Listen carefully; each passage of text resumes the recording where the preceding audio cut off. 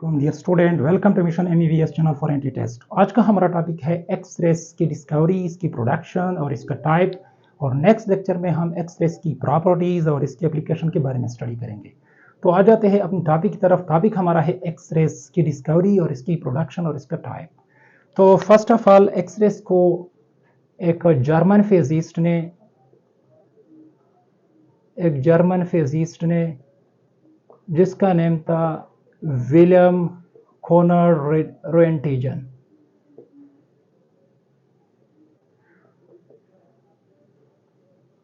इसने 1895 में एक्सरेस को डिस्कवर कर दिया। तो एक्सरेस की डिस्कवरी उसने एक्सीडेंटली की, क्योंकि वो स्पेसिफिक एक्सरेस की इन्वेस्टिगेशन में नहीं लगा था और उसने कैथोड रेस की प्रॉपर्टी को स्टडी करना था।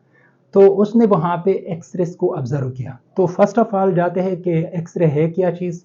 तो एक्सरेस की डिफिनीशन की तरफ जाते हैं। एक्सरेस हमारे साथ क्या है? ए portion of electromagnetic wave located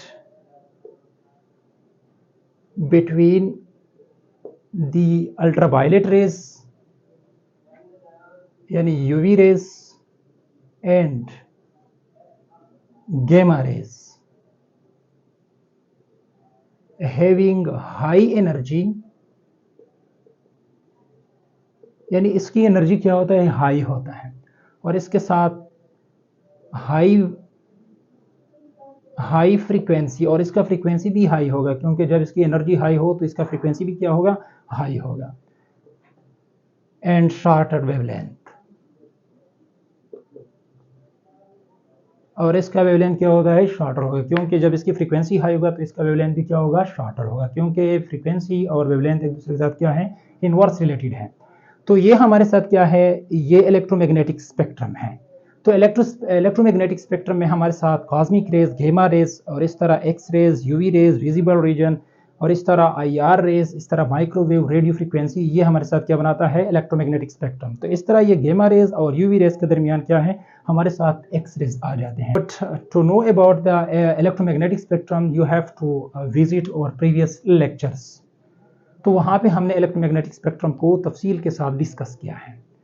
तो इस तरह ये जो डिस्कवरी ऑफ एक्सरे हो गई, तो इसका तफसील कुछ यूँ है कि जो रोएंटीजन था उसने एक कैथोड रेस ट्यूब लिया था, और इस ट्यूब में सेटअप कुछ इस तरह था कि एक साइड पे उसने एनोड लगाया था और इसके साथ साथ उसने एक कैथोड लगाया था। तो कैथोड को उसने बैटरी की नेगेटिव टर्मिनल के साथ इसको कनेक्ट किया था और एनोड को उसकी पॉजिटिव टर्मिनल के साथ कनेक्ट किया था।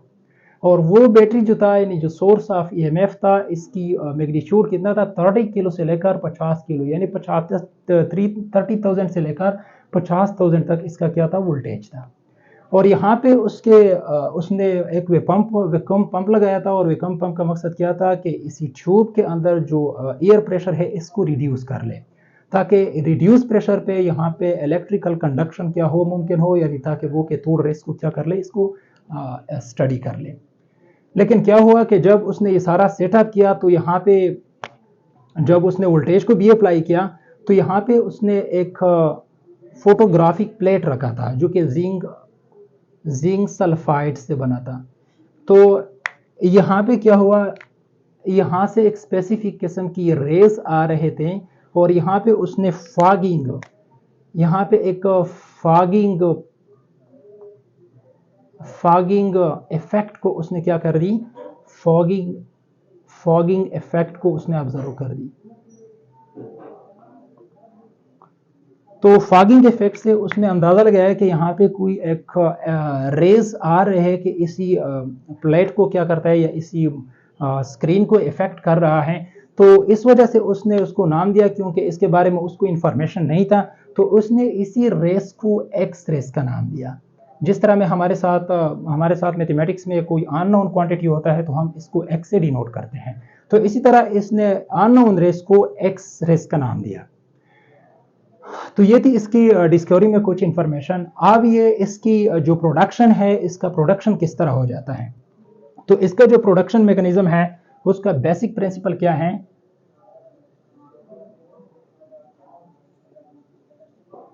इसकी प्रोडक्शन मैकेनिज्म इसका यह है कि collision of electron, collision of high energy electron with metal target taken as a anode. तो इसका जो बेसिक प्रिंसिपल था वो क्या था, collision of high energy electron with metal target taken as a anode. यहाँ पे देख ले, ये हमारे साथ क्या है, ये मेटल टारगेट है, हैवी मेटल टारगेट, यानी जिसकी एटॉमिक नंबर क्या हो, ज्यादा हो। तो इसके साथ इलेक्ट्रॉन की, कौन सा इलेक्ट्रॉन, जिसकी एनर्जी ज्यादा हो, यानी इसकी काइनेटिक एनर्जी क्या हो, ज्यादा हो, इसकी कोलिजन जब इसके साथ ये इंटरेक्शन करता है, कोलिजन करता है, तो इसी कोलिजन के नतीजे में क्या होता है, एक्स रेज एमिट हो जाते हैं। किस तरह होता है कि उसने यहाँ पे एक सेटअप बनाया था एंटीजन ने, तो फिर इसी सेटअप में जब उसने यहाँ पे वोल्टेज को अप्लाई कर दिया, तो वोल्टेज के नतीजे में क्या हुआ, यहाँ पे जो गैस मॉलिक्यूल थे, फॉर एग्जांपल ये हमारे साथ क्या है, कोई एक गैस की मॉलिक्यूल है, तो ये गैस की मॉलिक्यूल क्या हुआ, आयनाइज हो गया। जब गैस की मॉलिक्यूल क्या हुआ, आयनाइज हो गया, यानी इससे इलेक्ट्रॉन इजेक्ट हो गए, तो यहाँ पे पॉजिटिव चार्ज स्पीशीज पैदा हो गया। तो ये पॉजिटिव चार्ज स्पीशीज क्या हुआ, ये कैथोड की तरफ क्या हुआ, अट्रैक्ट हुआ, और कैथोड के साथ इसने कोलिजन कर दी। तो इसी की कोलिजन के नतीजे में एनोड कैथोड से क्या हो गए, इलेक्ट्रॉन एमिट हो गए। तो अब जब ये इलेक्ट्रॉन एमिट हो गए, तो यहाँ पे जो हमारे साथ 30,000 से लेकर 50,000 तक जो वोल्टेज अप्लाई किया था, तो इसी वोल्टेज के अंडर इन्फ्लुएंस ये इलेक्ट्रॉन क्या हो गए, ये एक्सलरेट हो गए, यानी इसको ज्यादा एनर्जी मिल गई, ये हाई स्पीड अप हो गई, यानी इसकी काइनेटिक एनर्जी क्या हो गई, इसकी काइनेटिक एनर्जी ज्यादा हो गई। तो ये हाई काइनेटिक एनर्जी जिसका यानी इस इलेक्ट्रॉन का जो मोमेंटम था, ये हाई मोमेंटम इलेक्ट्रॉन इसी मेटल टारगेट के साथ उसने क्या कर दी, कोलिजन कर दी। तो इसी कोलिजन के नतीजे में उसने जो एनर्जी को अडॉप्ट किया था, वो एनर्जी ज्यादातर, यानी इसकी 99% ये हीट में क्या हुआ, डिसिपिएट हो गया, और इस तरह जो 1% था ये क्या हो जाता है, ये एक्स रेस की फॉर्म में क्या हो जाता है, एक्स रेस फोटॉन की फॉर्म में यहाँ पे क्या हो जाता है, एमिट हो जाता है। तो आप देख ले, हम एक्स रेस ये था, तो जो रेंटीजन ने एक्सीडेंटली डिस्कवरी की थी, तो इसके बारे में इंफॉर्मेशन था। तो हम जाते हैं एक्स रेस की टाइप की तरफ। तो एक्स रेस के हमारे साथ क्या है, 2 टाइप है। एक टाइप हमारे साथ क्या है, कंटिन्यूस एक्स रेस, जिसको ब्रेनस्ट्रॉलंग एक्स रेस भी कहा जाता है, और दूसरा क्या है, कैरेक्टरिस्टिक एक्स रेस। तो फर्स्ट हम कंटिन्यूस एक्स रेस या ब्रेनस्ट्रॉलंग एक्स रेस को डिस्कस करते हैं। तो इसके प्रोसेस में हमारे साथ क्या होता है, हमारे साथ ये कोई क्या है, मेटल टारगेट है। तो मेटल टारगेट के कोई ये एक एटम है, हमने ये एक एटम उठाया, और इसी एटम का क्या है, हमारे साथ ये न्यूक्लियस है, और ये इसकी शेल में हमारे साथ क्या है, इलेक्ट्रॉन अरेंज है। अब क्या हो जाता है, हम यहां से कोई एक हाई एनर्जी जिसकी मोमेंटम क्या हो, ज्यादा हो, एक ऐसा इलेक्ट्रॉन को क्या करेंगे, बम्बार्ड करेंगे कि इसकी काइनेटिक एनर्जी क्या हो, ज्यादा हो, और इसका मोमेंटम भी क्या हो, ज्यादा हो। तो ये इलेक्ट्रॉन क्या हो जाता है, ये आगे की तरफ आता है, ये इलेक्ट्रॉन इसकी तरफ आ जाता है, लेकिन ये इलेक्ट्रॉन क्या करेगा, यहाँ पे इसी एटम के इलेक्ट्रॉन के साथ कोलिजन नहीं करेगा, यहाँ पे ये इसी न्यूक्लियस के करीब से गुजर जाएगा। तो क्या हो जाता है, क्योंकि न्यूक्लियस के ऊपर हमारे साथ क्या है, पॉजिटिव चार्ज है, और इलेक्ट्रॉन के ऊपर हमारे साथ क्या है, नेगेटिव चार्ज है। तो फिर क्या हो जाएगा, ये न्यूक्लियस इसी इलेक्ट्रॉन को क्या करेगा, अट्रैक्ट करेगा। तो फिर ये इलेक्ट्रॉन क्या करेगा, इससे दूर जाने की कोशिश करेगा। तो इसी कोशिश में यानी कि इनकाउंटर करे, इसी न्यूक्लियस के साथ इनकाउंटर करे, तो ये इलेक्ट्रॉन यहाँ पे क्या करता है, एनर्जी को एमिट करता है। क्या करता है, एनर्जी को एमिट करता है। वो क्या होता है, एक्स रेस फोटॉन। ये एनर्जी हमारे साथ क्या होता है, एक्स रेस फोटॉन की फॉर्म में। इसी तरह फिर ये इलेक्ट्रॉन थोड़ा सा ये सर्कुलर मोशन इख्तियार करके साइड पे जाता है, और यहाँ पे और क्या होते हैं, हमारे साथ एटम होते हैं। तो फिर वो ये इलेक्ट्रॉन फिर क्या करता है, इसी न्यूक्लियस के करीब, इसी एटम के न्यूक्लियस के करीब से गुजर जाता है। तो फिर यहाँ पे फिर वो क्या करता है, एक्स रेस को क्या करता है, एमिट करता है। इसी तरह फिर वो नेक्स्ट एटम के करीब से गुजरता है, वहां पे जो न्यूक्लियस होता है इसके करीब से गुजरता है, तो वहां पे भी एक्स रेस को क्या करता है, एमिट करता है। फॉर एग्जांपल यहाँ पे उसने जो एक्स रेस एमिट किया था, इसकी वेवलेंथ कितना थी, इसकी वेवलेंथ थी 5 नैनोमीटर्स, और इस तरह यहाँ पे जिसने एमिट कर दी तो ये 4 नैनोमीटर, फिर यहाँ पे जो इसने एमिट कर दी तो ये 3 नैनोमीटर। तो इसका मतलब यह है कि यहाँ पे इसके दरमियान कोई इंटरवल नहीं, तो ये कंटिन्यूस फॉर्म में है। इसमें 5 नैनोमीटर का वेवलेंथ भी पाया जाता है, 4 नैनोमीटर का वेवलेंथ भी पाया जाता है, 3 नैनोमीटर का वेवलेंथ भी पाया जाता है। तो इसका मतलब यह है कि यह हमारे साथ क्या है, कंटिन्यूस एक्सरेज है। और इस तरह इसी कंटिन्यूस एक्सरेज को जो ब्रेनस्ट्रा लंग एक्सरेज भी कहते हैं, और इसका नाम दूसरा क्या है, इसका और भी नाम दिया जाता है ब्रेकिंग रेडिएशंस।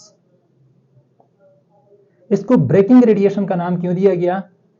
इसकी वजह यह है कि जिस तरह फॉर एग्जांपल कोई एक स्पीडी कार है, कोई गाड़ी है, जब वो ब्रेक लगाता है तो इसकी स्पीड क्या हो जाता है, रिड्यूस हो जाता है। तो इसी तरह ये जो इलेक्ट्रॉन होता है, ये इलेक्ट्रॉन जो हाई स्पीड इलेक्ट्रॉन है, यहाँ पे जब न्यूक्लियस के करीब से गुजरता है तो न्यूक्लियस की जो अट्रैक्टिव फोर्स है वो इसको स्लो डाउन करता है, यानी इसकी स्पीड, इसकी रफ्तार को कम करता है।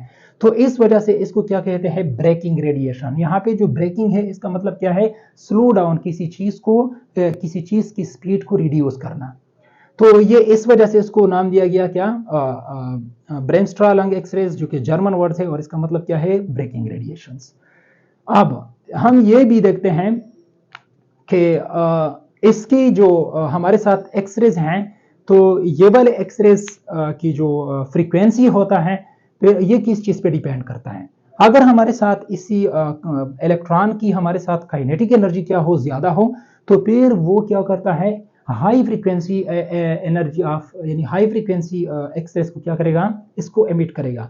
तो फिर इसकी जो काइनेटिक एनर्जी है वो किस चीज पे डिपेंड करता है, वो the voltage applied between the electrode, between the two electrode. ये देख ले, ये इलेक्ट्रोड है और ये वाला इलेक्ट्रोड, ये हमारे साथ क्या है, स्पेसिफिक एनोड, और ये कैथोड। इसके दरमियान ये जो वोल्टेज लगा है, अगर ये वोल्टेज ज्यादा हो तो फिर यहाँ पे क्या होगा, इसी इलेक्ट्रॉन को ज्यादा काइनेटिक एनर्जी मिलेगी।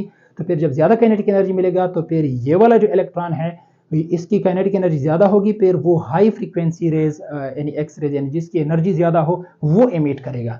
तो इसका मतलब यह है कि एक्स रेज की जो फ्रीक्वेंसी है वो डिपेंड करता है upon the voltage applied between to electrode. तो फिर इस तरह इसकी पेनिट्रेशन पावर भी है। पेनिट्रेशन पावर का मतलब यह है कि ये एक्स रेज किसी सब्सटेंस में कितने हद तक अंदर जाने की सलाहियत रखता है, तो इसको कहते हैं इसकी पेनिट्रेशन पावर। अगर इसकी फ्रीक्वेंसी ज्यादा हो तो इसकी पेनिट्रेशन पावर क्या होगी, ज्यादा होगी। यानी मतलब इसका यह है कि इसकी काइनेटिक एनर्जी यहाँ पे ज्यादा हो, मतलब हाई वोल्टेज अप्लाई हो, तो फिर इसकी काइनेटिक एनर्जी ज्यादा होगी, फिर इसकी फ्रीक्वेंसी ज्यादा होगी, जब फ्रीक्वेंसी ज्यादा होगी तो इसकी पेनिट्रेशन पावर भी ज्यादा होगी। तो इसका इनडायरेक्टली मींस क्या कि पेनिट्रेशन पावर वोल्टेज पे डिपेंड करता है, that is applied between the two electrode. अच्छा, इस तरह इसकी जो इंटेंसिटी का मतलब क्या है कि एक स्पेसिफिक एरिया पे, फॉर एग्जांपल ये वाला, ये स्पेसिफिक एरिया है, इस पे एक्सरेज की कितनी फोटॉन लगते हैं, तो इसको क्या कहते हैं, इंटेंसिटी ऑफ एक्सरेज फोटॉन। देख ले, फॉर एग्जांपल यहाँ पे ज्यादा फोटॉन इमिट हो रहे हैं, एक पॉइंट पे ज्यादा फोटॉन लगते हैं। फॉर एग्जांपल यहाँ पे 5 फोटॉन लगते हैं और यहाँ पे 2 फोटॉन लगे हैं, तो यहाँ पे इसकी क्या है, इंटेंसिटी ज्यादा है। तो इंटेंसिटी किस चीज पे डिपेंड करता है, ये यहाँ पे इलेक्ट्रिक करंट के, मतलब यहाँ पे जो इलेक्ट्रॉन है, कितने इलेक्ट्रॉन यहाँ पे क्या हो रहे हैं, यहाँ पे कोलिजन कर रहे हैं। फॉर एग्जांपल यहाँ पे अगर 10 इलेक्ट्रॉन कोलिजन कर रहे हैं तो यहाँ पे क्या होगा, हमारे साथ 10 एक्सरेज फोटॉन इमिट होगा, तो फिर इसकी क्या होगी, इतनी इंटेंसिटी होगी। अगर यहाँ पे 20 इलेक्ट्रॉन क्या हो रहे हैं, एमिट हो रहे हैं, और यहाँ पे ये 20 इलेक्ट्रॉन यहाँ पे क्या करे, कोलिजन करे, और फिर यहाँ पर हमारे साथ क्या होता है, 20 एक्सरेज की फोटॉन एमिट होकर यहाँ पे क्या करेंगे, अपने इफेक्ट को शो करेगा। तो फिर इसका मतलब क्या है कि intensity depend upon the number of electron, not depend upon the voltage applied between two electrodes. अच्छा, तो ये थी इसकी पेनिट्रेशन और इसकी इंटेंसिटी के बारे में इंफॉर्मेशन, कि इसकी इंटेंसिटी और इसका जो पेनिट्रेशन पावर है या फ्रीक्वेंसी है वो किस चीज पे डिपेंड करता है। अब हम जाते हैं दूसरी टाइप की तरफ, जिसको हम कहते हैं कैरेक्टरिस्टिक एक्सरेज। ये काफी अहमियत का हामिल है। तो जिस तरह इसको नाम दिया गया है कैरेक्टरिस्टिक एक्सरेज, तो इसका मतलब क्या है कि फॉर एग्जांपल हम डिफरेंट एनोड को भी यूज करेंगे, या सेम एनोड जो कि हमारे साथ सेम एटम है, इसके अंदर भी हम चेक करेंगे कि हमारे साथ किस टाइप की एक्सरेज पैदा हो जाते हैं। तो ये जो कैरेक्टरिस्टिक एक्सरेज है, इसका जो बुनियादी प्रिंसिपल है वो क्या है, transition of inner shell electron, यानी transition of inner shell electron, इसका क्या है, बुनियादी प्रिंसिपल है। तो ये किस तरह हो जाता है, for example inner shell electron को हम कहां पे कंसीडर करेंगे, कि जब हमारे साथ क्या हो, high atomic number, high atomic number element हो, यानी जिसका एटॉमिक नंबर, यानी हम इसको Z से शो करेंगे, इसकी एटॉमिक नंबर ज़्यादा हो, यानी हैवी मेटल एनोड हो, यानी हैवी मेटल टारगेट हो, तो इसका एटॉमिक नंबर क्या होगा, ज़्यादा होगा। तो फिर इसमें एक्सरे की प्रोडक्शन क्या होगी, एफिशिएंट होगी। तो देख ले, इस तरह अगर हम हाइड्रोजन की बात कर लें, फॉर एग्जाम्पल हमारे साथ क्या है, हाइड्रोजन है। तो हाइड्रोजन हमारे साथ क्या है, ये सिंगल इलेक्ट्रॉन सिस्टम है, इसमें जस्ट 1 इलेक्ट्रॉन होता है। तो अगर ये इलेक्ट्रॉन क्या होता है, देख ले, फॉर एग्जाम्पल ये हमारे साथ न्यूक्लियस है, ये हमारे साथ क्या है, 1 इलेक्ट्रॉन है इन हाइड्रोजन एटम। अगर ये इलेक्ट्रॉन क्या कर रहा है, ड्रॉपिंग कर रहा है टुवर्ड्स द फर्स्ट शेल, तो फिर क्या होता है, यहाँ पे जो एनर्जी रिलीज होता है, ये IR यानी इंफ्रारेड रेडिएशन, और इस तरह विजिबल रेंज, और इस तरह ये अल्ट्रा वायलेट रेंज में, यानी ये जो एनर्जी को रिलीज करता है, फोटोन को रिलीज करता है, तो इसका रेंज किस चीज में होता है, इंफ्रा रेडिएशन, विजिबल रेडिएशन, और इस तरह अल्ट्रा वायलेट में, यानी ये not go beyond the ultra violet region, यानी ये एक्सरेस की तरफ। यानी इसका मतलब यह है कि अगर हम हाइड्रोजन एटम में इलेक्ट्रॉन की ट्रांजिशन करेंगे, तो वहां पे हमारे साथ क्या होता है, एक्सरेस की प्रोडक्शन नहीं होता, क्योंकि ये हमारे साथ क्या है, सिंगल इलेक्ट्रॉन सिस्टम है। तो इसी तरह हम अगर हाई एटॉमिक नंबर वाले कोई एलिमेंट ले लें, फॉर एग्जांपल यहाँ पे हमने कोई एक इसको नाम दे दे मोलिब्डेनम, हम इसके बजाय हम मोलिब्डेनम ले ले, या कोई कॉपर ले ले, कोई और एटम ले ले जो कि हैवी मेटल वाला हो, यानी इसकी जिसकी एटॉमिक नंबर क्या हो, ज्यादा हो। तो हम इसमें चेक करते हैं according to the Bohr configurations, इसकी हमारे साथ क्या है, शेल है, के शेल है, एल शेल है, एम शेल है, एन शेल। तो इस तरह इसकी के, एल, एम, एन शेल में हमारे साथ क्या होता है, इलेक्ट्रॉन की अरेंजमेंट हो जाता है। तो देख ले, फॉर एग्जांपल यहाँ पे कोई एक इलेक्ट्रॉन है, इसकी के शेल में हमारे साथ क्या होता है, इलेक्ट्रॉन है। तो अब हम इसमें एक्सेस की प्रोडक्शन किस तरह करते हैं, और ये इसको हम क्या कहते हैं, चाहे के का हो, एल का हो, एम का हो, तो ये हमारे साथ क्या है, ये इनर शेल्स इलेक्ट्रॉन्स इसमें पाए जाते हैं। फॉर एग्जांपल यहाँ पे हमने क्या कर दी, कोई इलेक्ट्रॉन को हमने क्या कर दी, बम्बार्ड कर दी। अब ये इलेक्ट्रॉन क्या करेगा, बम्बार्डमेंट करेगा। तो इसी केस में ये जो इलेक्ट्रॉन है, इसकी हाई काइनेटिक एनर्जी होती है, क्या होती है, हाई काइनेटिक एनर्जी। तो ये हाई काइनेटिक एनर्जी इलेक्ट्रॉन क्या करता है, inner shell electron, for example इस केस में मैं के शेल की बात करता हूं कि के शेल की जो इलेक्ट्रॉन है, इसके साथ हेड ऑन कोलिजन करता है। तो इसी कोलिजन के नतीजे में ये वाला इलेक्ट्रॉन क्या हो जाता है, इजेक्ट हो जाता है, ये बाहर की तरफ क्या हो जाता है, इजेक्ट, ये इजेक्ट आउट हो जाता है, यानी ये बाहर की तरफ नॉक आउट हो जाता है। तो यहाँ पे क्या हो जाएगी, वैकेंसी क्रिएट होगी, क्या होगी, वैकेंसी क्रिएट होगी। तो इसी वैकेंसी को फिल करने के लिए या तो एल शेल से या एम शेल से यहाँ पे जो इलेक्ट्रॉन होते हैं, या एन शेल से क्या हो जाएगा, इलेक्ट्रॉन की ड्रॉपिंग हो जाएगी, यानी ट्रांजिशन हो जाएगी, ताकि के शेल की वैकेंसी को क्या कर ले, फील कर ले। तो जब इस तरह की ट्रांजिशन होगा, तो इसी ट्रांजिशन के नतीजे में हमारे साथ क्या हो जाता है, एक्सरेज इमिट हो जाते हैं। तो इसी एक्सरेज को हम क्या कहेंगे, कैरेक्टरिस्टिक एक्सरेज।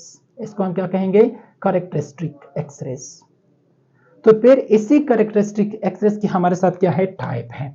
इसी कैरेक्टरिस्टिक एक्सरेज के हमारे साथ टाइप क्या है, इसको हम नाम देंगे के एक्सरेज, इसी तरह एल एक्सरेज, इसी तरह M X rays and so on. तो यहाँ पे देख ले, हमारे साथ जो के शेल की एक्सरेज है, यानी जब हमारे साथ इलेक्ट्रॉन की ट्रांजिशन टुवर्ड्स के शेल हो जाए, यानी फॉर एग्जांपल यहाँ पे जो इलेक्ट्रॉन था बम्बार्ड किया गया, तो के शेल से उसने इलेक्ट्रॉन को इजेक्ट किया था, तो वैकेंसी के शेल में प्रोड्यूस हुआ था।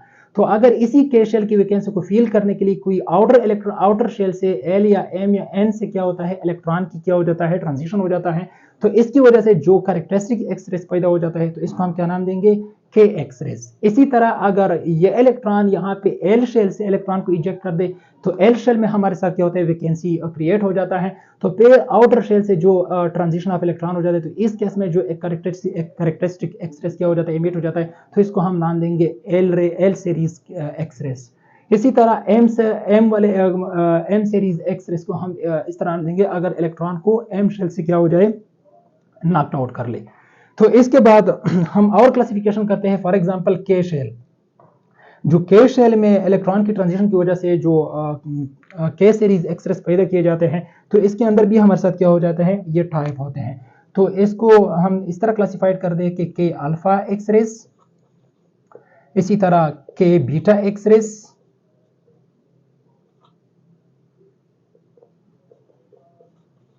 इसी तरह के गेमा एक्सरेस। तो ये किस तरह क्रिएट हो जाते हैं? तीनों के केस में, के अल्फा हो या के बीटा हो या के गेमा हो, ट्रांजिशन ऑफ इलेक्ट्रॉन होगा टुवर्ड्स के शेल, के शेल के अंदर वैकेंसी को क्या कर ले, फिल कर ले। लेकिन इसकी के अल्फा का टाइप क्यों आया, के बीटा का टाइप क्यों आया और के गेमा का टाइप क्यों आया, ये डिपेंड करता है कि कौन सी आउटर शेल से इलेक्ट्रॉन ट्रांजिशन करता है टुवर्ड्स के शेल। फॉर एग्जांपल, अगर हमारे साथ एल शेल से के शेल की तरफ इलेक्ट्रॉन की ट्रांजिशन होता है तो हम इसको क्या नाम देंगे, के अल्फा एक्सरेज। यानी जब हमारे साथ क्या हो, एल शेल से हमारे साथ क्या हो, इलेक्ट्रॉन की ट्रांजिशन होगा टुवर्ड्स के शेल्स, तो फिर इसको हम स्पेसिफिक नाम देंगे क्या, के अल्फा एक्सरेज। इसी तरह अगर हमारे साथ इलेक्ट्रॉन की ट्रांजिशन एम शेल से हो टुवर्ड्स के शेल, तो फिर हमारे साथ यहाँ पे क्या हो, यानी इलेक्ट्रॉन की ट्रांजिशन क्या हो, एम शेल से हो टुवर्ड्स के शेल, तो इसको हम नाम देंगे के बीटा एक्सरेज। इसी तरह अगर हमारे साथ ट्रांजिशन ऑफ इलेक्ट्रॉन हो फ्रॉम एन शेल टुवर्ड्स के शेल, तो फिर इसको हम नाम देंगे क्या, के गेमा रेज। अब हम इसकी एनर्जी के बारे में भी बात करेंगे, इसको भी थोड़ा सा आपस में डिफरेंशिएट करते हैं। अगर के एक्सरेज हो, इसको एल एक्सरेज के साथ कंपेयर करेंगे तो के एक्सरेज की ये फ्रीक्वेंसी हमारे साथ क्या होगी, ज्यादा होगी। तो इसका मतलब ये होगा कि इसकी वेवलेंथ कम होगी और इसकी एनर्जी भी क्या होगी, हमारे साथ ज्यादा होगी। और इस तरह फिर एल शेल की क्या, एक्सरेज की क्या हमारे साथ फ्रीक्वेंसी क्या होगी, ज्यादा होगी, एनर्जी भी ज्यादा होगी और इसकी वेवलेंथ क्या होगी, कम होगी। इस तरह फिर एम और एन।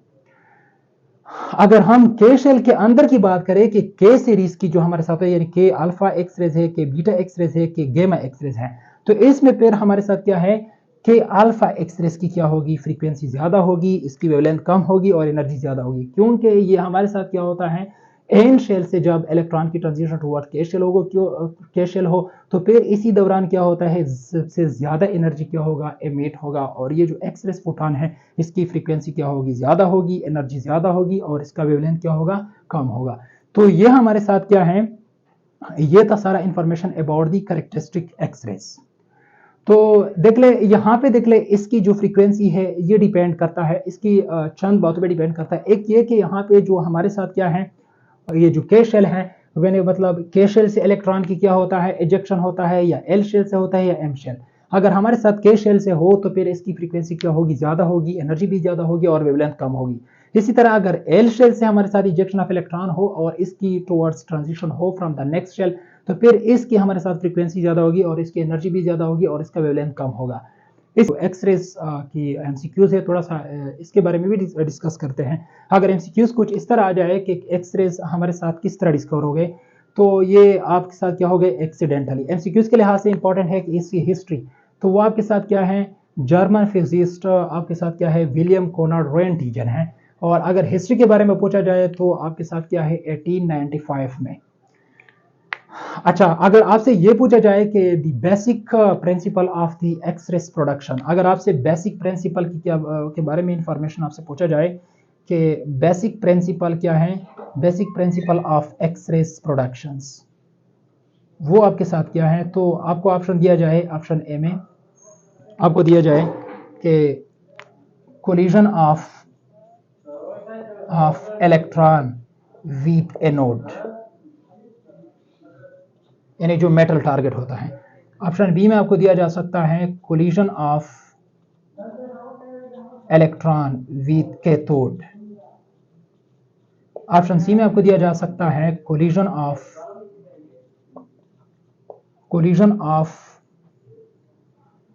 प्रोटॉन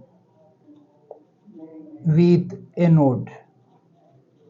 इसी तरह ऑप्शन डी में collision of proton with cathode, या नॉन ऑफ दीज कोई और ऑप्शन आ दिया जाता है, मैं यहाँ पे नॉन ऑफ दीज लिखता हूँ, तो आपके साथ ये ऑप्शन हो। तो फिर हमने क्या करना है, यहाँ पे हमने बेसिक प्रिंसिपल में ये पढ़ा था कि हमारे साथ क्या हो, जब हाई एनर्जी इलेक्ट्रॉन की कोलिजन हो with the metal target anode, फिर ये इसका क्या है, बेसिक प्रिंसिपल है कि वो क्या कर ले, एक्सरेस को क्या कर दे, एमिट कर दे। तो हमारे साथ क्या होगा, option A is the correct. अगर एमसीक्यूज कुछ इस तरह हो कि frequency of X-rays depend upon option ए आपसे क्या कहा जाए कि वोल्टेज, जो वोल्टेज डिफरेंस होता है applied between two electrodes. Option B में आपको दिया जाए इंटेंसिटी ऑफ कैथोड रेस, यानी जो हमारे साथ क्या होता है इलेक्ट्रॉन्स। इसी तरह ऑप्शन सी में आपको दिया जाए करंट। ऑप्शन डी में आपको दिया जाए नॉन ऑफ दीज। तो हमने यहाँ पे पढ़ा था कि हमारे साथ क्या हो कि एक्सरेस की फ्रीक्वेंसी तब ज़्यादा होगी अगर हमारे साथ यहाँ पे काइनेटिक एनर्जी ऑफ इलेक्ट्रॉन ज़्यादा होगी। तो जब हमारे साथ काइनेटिक एनर्जी ऑफ इलेक्ट्रॉन ज़्यादा होगी तो हमारे साथ इसकी कोलिजन हाई स्पीड के साथ होगा, तो फिर यहाँ पे वो हाई एनर्जी यानी हाई फ्रीक्वेंसी एक्सेस को प्रोड्यूस करेंगे। तो इसका जो इलेक्ट्रॉन का काइनेटिक एनर्जी है वो फिर डायरेक्टली डिपेंड करता है हाई वोल्टेज सोर्स की वोल्टेज कितना है। जब वोल्टेज ज़्यादा हो तो काइनेटिक एनर्जी ज़्यादा होगी, काइनेटिक एनर्जी ज़्यादा होगी तो कोलिजन क्या होगा स्ट्रांग होगा। जो कोलिजन स्ट्रांग होगा तो हमारे साथ एक्सरेस की फ्रीक्वेंसी ज़्यादा होगी। तो इसका मतलब यह है कि हमारे साथ जो एक्सरेस है इसकी फ्रीक्वेंसी किस चीज़ पर डिपेंड करता है, इनडायरेक्टली हमारे साथ वोल्टेज सोर्स पर डिपेंड करता है। तो हम यहाँ पे क्या करेंगे, ऑप्शन ए को करेक्ट करेंगे। इस तरह भी आ सकता है कि the penetration power of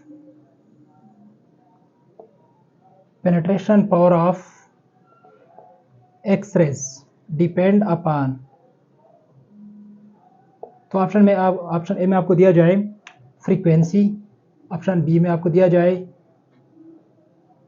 intensity, option C number of electron collide with anode. अब यहाँ पे ऑप्शन ये भी लगा सकते हैं टेम्परेचर ऑफ कैथोड, ये भी लगा सकते हैं, या इसकी एनोड कैथोड की नेचर। तो आपके साथ क्या है, option D none of these. तो देख ले, जैसे हमने यहाँ पे पढ़ा था कि अगर एक्सरेस की फ्रीक्वेंसी ज़्यादा हो तो इसकी पेनिट्रेशन पावर क्या होगी, ज़्यादा होगी। तो हमने पढ़ा था कि इसकी जब फ्रीक्वेंसी ज़्यादा होगी तो इसका मतलब क्या होगा कि जो इलेक्ट्रॉन है इसकी कोलिजन ज़्यादा होगी, मतलब क्या, इसकी काइनेटिक एनर्जी ज़्यादा होगी। तो इसकी काइनेटिक एनर्जी ज़्यादा होगी तो इसका मतलब क्या है कि इसकी यानी वो जो वोल्टेज सोर्स है इसको जो हाई वोल्टेज अप्लाई, तो यानी मतलब हाई वोल्टेज अप्लाइड होगा तो हाई वोल्टेज की वजह से काइनेटिक एनर्जी क्या होगी, ज़्यादा होगी। इस तरह फिर इसकी कोलिजन क्या होगी, स्ट्रांग होगी। फिर वो जो एक्सरेस को एमिट करता है तो इसकी क्या होगी, फ्रीक्वेंसी ज़्यादा होगी। जब फ्रीक्वेंसी ज़्यादा होगी तो हमारे साथ पेनिट्रेशन पावर ज़्यादा होगा। तो इसका मतलब यह है कि जब फ्रीक्वेंसी ज़्यादा होगी तो हमारे साथ क्या होगा, पेनिट्रेशन पावर ज़्यादा होगा। तो हम क्या करेंगे, फ्रीक्वेंसी को क्या करेंगे, ठीक करेंगे। तो आपके साथ ये क्या होगा, ऑप्शन ए होगा। इस तरह भी एमसीक्यूज आ सकता है कि the intensity of X-rays depend upon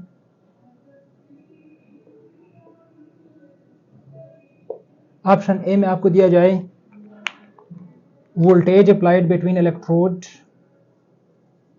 option B आपको दिया जाए फ्रीक्वेंसी ऑफ एक्सरेस यानी इसकी जो फ्रीक्वेंसी होता है, option C number of electrons